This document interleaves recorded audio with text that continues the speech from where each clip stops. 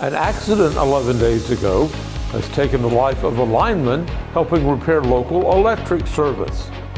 An auto service shop is coming to a new retail development site, and national recognition is helping local law enforcement build its credibility with the public.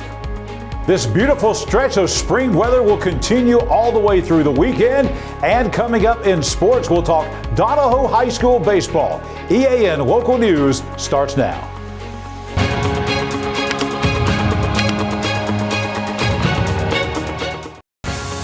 This segment of EAN Local News is brought to you by Oxford Lumber. Come visit any of our locations in Oxford, Jacksonville, Talladega, and Roanoke.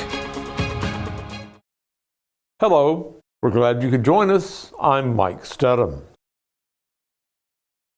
A Tennessee man who was working as a lineman in Talladega when he was hit by a car has died from his injuries. Talladega authorities say 49-year-old Thomas Dwayne Farrell of Cottonwood, Tennessee, was working on power lines at the intersection of the Ashland Highway and Mountain View Road on March 16th. When he was hit by a car being driven by a Talladega man. He was taken to UAB Hospital where he died Tuesday afternoon. According to reports, Farrell was wearing his fluorescent green safety jacket as he walked across Ashland Highway and was hit by a pickup being driven by 45-year-old Miguel Manza Martinez of Talladega. Witnesses say Martinez was passing cars and driving erratically before Farrell was hit. Martinez has been charged with first-degree assault and driving under the influence. He's being held on a $50,000 cash bond in the Talladega County Jail. A new automobile service center will be joining the businesses coming to the Summerall subdivision on McClellan Boulevard in North Anniston. The city's public relations director, Jackson Hodges, says the land for these businesses is currently being prepared by contractors hired by the city council. It's all part of a master plan to turn the area into a major retail space stretching north from Lowe's to the Aldi supermarket, which opened in June of 2022. Since then, we have been able to announce Starbucks, who will be coming. We expect their building to be complete maybe by the fall. And then we have a new a national automotive service center coming. Not able to name them yet, but they have secured their position as the third tenant here at the Summerall development site. And this is just terrific. This is a great example of what a city government can do as it leverages tax abatements and properties and infrastructure and works alongside other governmental bodies like the Alabama Department of Transportation in order to create the right-of-ways and several grant programs that also helped with a lot of this land preparation that you see behind me. Hodges says the public should see some other major changes taking place in the subdivision, which stretches along the east side of the highway across from the Anniston Fire Training Center. Aside from clearing the land, contractors are also preparing the infrastructure of the property by adding access roads and other improvements. This is a multi-parcel property that we plan to have retail and even lodging at in the future. What people need to know is so far we've secured 3 tenants. As I said, Aldi, Starbucks, and we'll soon have an automotive service center. But there's a lot of land being cleared. A lot of people will say it seems like there's more coming, and there absolutely is. There could potentially be a hotel behind this property on the very big swath of land that will be behind all of the retailers and service centers. And then we're going to have Starbucks will be the third parcel, and right here behind us will be the automotive service center. So there will be some more infrastructure and inlet roads to come, but overall this project, when it's complete, when we have secured all the tenants for all the spots that we are making available, we are going to create up to 300 to 400 jobs, and it could have an annual tax revenue for the city of about $2.4 million. Although Anniston has owned the entire McClellan property since the closing of the Army base in 1999, redevelopment efforts had been overseen by the McClellan Development Authority.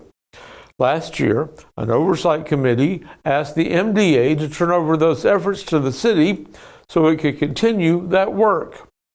The MDA made the change a few weeks ago, but Hodges says the authority still has a role to play in the rehabilitation of that land. Technically speaking, the McClellan Development Authority will remain in place because they have important remediation duties to carry out. For those that may not be familiar, there are unexploded ordinances and there are some chemical matters that the MDA has always been in charge of cleaning up, and they will continue that function and that purpose. So the MDA will maintain a presence in the community, but the city, as many have heard and seen, has stepped in and there has been an asset transfer. The Summerall subdivision is just one of the redevelopment efforts currently taking place at the former Army base. A discussion about one of those efforts even turned up recently on The Tonight Show with Jimmy Fallon. We'll have more on that story tomorrow. A local police department is getting high marks from the public for its most recent effort to meet national standards. We'll have those details next. For over 60 years, Oxford Lumber has been servicing our area, and our customer service has always been our main focus. Our customer service is what sets us apart from anyone else. From the moment you enter, our highly trained staff will treat you like family. To enthusiastically provide total customer satisfaction within a positive and self-fulfilling employee relations environment. Visit us at any of our 4 locations or at oxfordlumber.com. Welcome to Buster Miles Kia in Anniston, where we're dedicated to serving you with honesty and care. Whether you're shopping for a new or used car or need service, we're here to make it easy and stress-free. Visit us today at Buster Miles Kia, where great cars and family values come together. Buster Miles Kia, your trusted hometown dealership.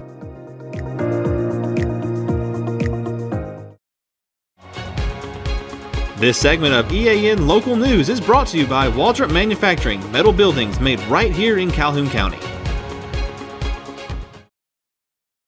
When Anniston officials recently announced that the city's police department had maintained its national accreditation, it began getting positive reaction from local citizens and their leaders. Lieutenant Brett Lloyd, who's in charge of the Training and Inspections Division, says receiving approval from the Commission for Accreditation for Law Enforcement Agencies gives the department the credibility and transparency that it needs. Winning accreditation is a 4-year process, and keeping it also requires officers to make sure they remain in compliance on a daily basis. But in the meantime, you have to do yearly reviews. They review all of our policies, make sure we comply. So we can't just tell them that we comply with their standards. They have hundreds of standards. We actually have to show what they call proofs. So every one of the standards have to be met with a proof. So if we have a standard on use of force, whatever it may be, we have to show a proof, whether that be a report, an officer's documentation, anything. We have to scan that in and show proof, and then they review all those standards every year. Lloyd says that Anniston police officers are constantly aware that they are working to maintain both local and national standards. But he says it means a lot to the department to have those efforts validated by an outside organization. We have gotten nothing but positive feedback from the public as well as from city leadership as we pursued accreditation and have gained it now twice. The public, and rightfully so, they want you to be transparent. We do work for them. We are public servants, so it's our duty to show them, return on investment. A big fishing tournament with a big first prize is coming to East Alabama in a few days. We'll have more on that in a minute. For metal buildings in Alabama and the Southeast, Waldrop Manufacturing is your one-stop source. A Waldrop metal building provides the coverage and protection your investments need. They specialize in carports, RV covers, portable buildings, and storage buildings. Stop paying rent for storage. With Waldrop's price per foot, you can actually save money by buying straight from the manufacturer. Waldrop buildings are guaranteed because Waldrop manufactures buildings with U.S. steel right here in Calhoun County. Waldrop Manufacturing, serving the entire Southeast. Give them a call today. Hi, I'm Mary Beth from CARES Direct Primary Care. Do you want convenient 24/7 access to health care? We are available in person, by text, phone, and video visit. Sooner or later, we all get sick. A quick trip to an ER or urgent care can quickly add up to more than the cost of 1 year's membership of Direct Primary Care. If you have a high deductible, you can quickly burn through that before your insurance activates. Join CARES DPC today.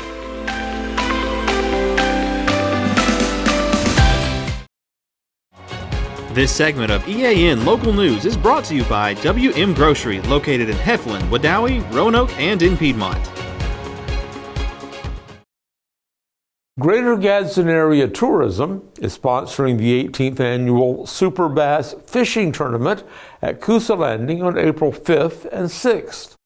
This year, the tourism group is guaranteeing the first prize of $10,000 in cash in partnership with the City of Gadsden and Coosa Landing.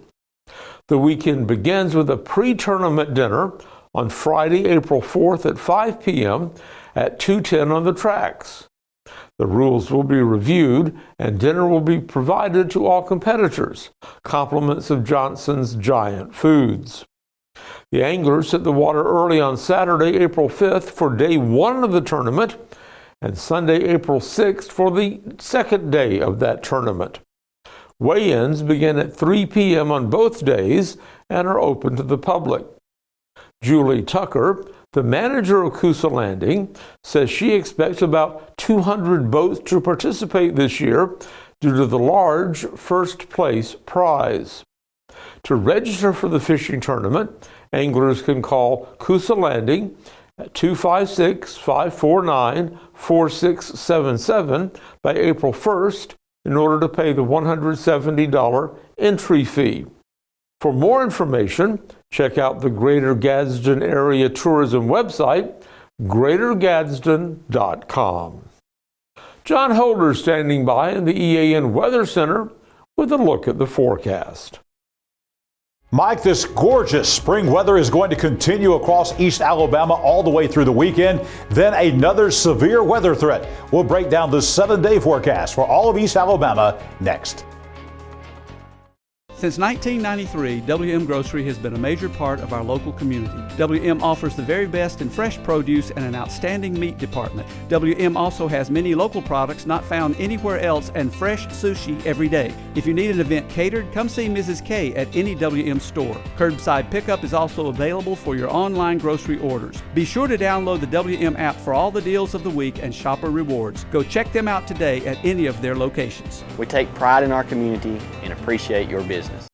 Need tough, comfortable workwear? Rainouts in Heflin has boots, jeans, hats, and gear built for the toughest jobs. From the farm to the pipeline, Rainouts has gear for men, women, and kids, so the whole family can tackle the toughest jobs with confidence. We've got the quality you need with the hometown service you'll love. Stop by today next to WM Grocery and gear up with great prices and a local touch. Rainouts, where hard work meets Western style.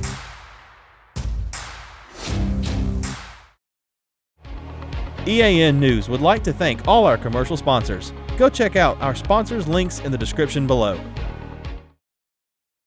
The EAN weather cam on Quintard Avenue in Anniston this afternoon. Just a few high clouds out there. No big deal with that. Another glorious spring day across East Alabama. Temperatures, even though they're cooler than yesterday, still warm above the average. 73 for the high today. A few degrees above the average. Another cool morning this morning as we bottomed out at 40, about 6 degrees below the average. And we're going to continue with this great weather coming up tonight across East Alabama. Get ready for some more cool temperatures. We'll be at 45 tonight. Warmer than last night. No chance of rain in the forecast. Clear skies tonight. This is likely to be our last night with temperatures in the 40s for quite a while across East Alabama. Well, taking a look at tomorrow, a beautiful spring day again coming up. 61 already by 9 a.m. tomorrow morning with plenty of sunshine. Your lunch hour will be at the temperature that we had for our high today at 73 degrees. And then coming up tomorrow afternoon about 3 o'clock, how about 78 with plenty of sunshine? I don't think anyone's going to complain about the weather coming up on your Thursday. Here's the 7-day forecast for all of East Alabama, and you'll see we don't see temperatures below 70 for highs. We don't see temperatures below 50 for lows. As a matter of fact, I don't know that we'll actually be below about 75 for daytime highs coming up in this stretch of great spring weather. 78 tomorrow, 81 on Friday. There will be a chance of rain on Saturday, about a 40% chance of rain. No storms to deal with, just a passing shower, especially Saturday afternoon. Really more of an annoyance more than anything else. No big deal with that. The high at 77 degrees. Sunday now looks like that we are going to be really good, especially the first half of the day. Late in the day towards sunset on Sunday, we could be looking at a shower moving in. That chance of rain only 20%, and it could be our warmest day so far this year coming up on Sunday with a high at 82 degrees. Now, where we want to draw your attention to is Sunday night and Monday. This next system that's going to bring our severe weather threat is slowing down. So this will be actually after midnight Sunday night into the Monday morning hours. So we could be looking at a rough commute into work and school on Monday morning.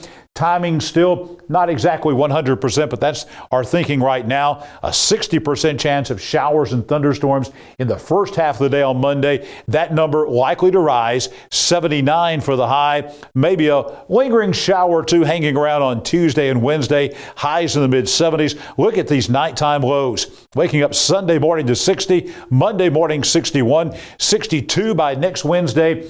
And by the end of next week, we could be in the mid-80s. It's going to feel like summertime. It's going to feel like the middle of June in Alabama coming up toward the end of next week. Let's take a look as we were talking about the severe weather threat. Right now, we are at a level 2 risk. All right, so this is a slight risk from Sunday night, very late. Again, after midnight, perhaps into Monday morning, lasting maybe through lunchtime. Here's the threats.